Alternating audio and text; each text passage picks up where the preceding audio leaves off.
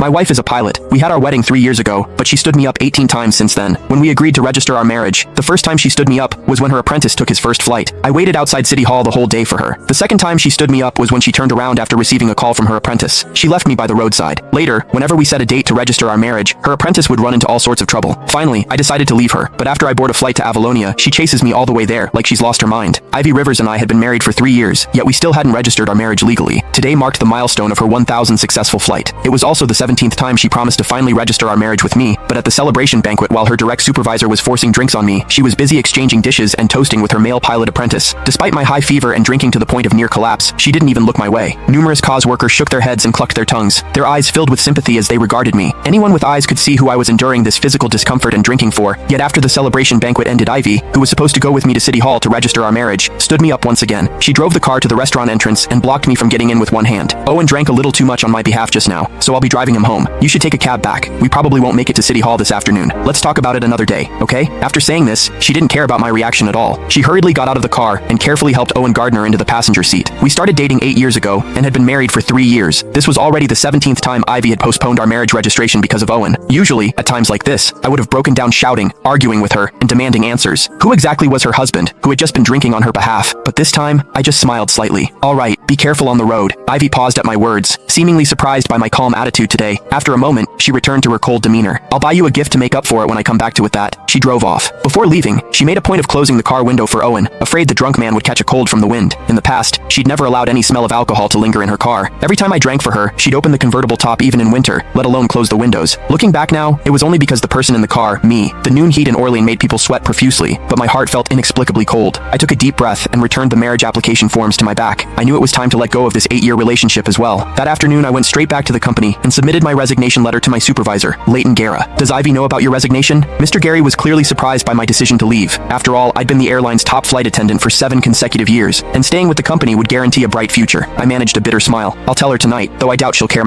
These past few years you two flew new routes to get together, and won company awards together. The CEO even attended your wedding personally 3 years ago. Everyone was so envious. But I suppose Mr. Guerra trailed off with a long sigh, his voice full of regret. Yes, those were indeed beautiful memories, but memories were just memories. We could never go back. After submitting my resignation, I returned home around 10 p.m. The house was eerily quiet and empty. On my phone, a social media post from Owen popped up because he'd specifically tagged me. The caption read, "Special, thanks to my beautiful mentor for staying by my side all afternoon as a thank you. I'm taking her to Marcus Vay's concert tomorrow. Looking forward to it." I knew then that Ivy, who'd said she'd come home at noon, wouldn't be returning. This had happened too many times in our 3 years of marriage after making myself a simple bowl of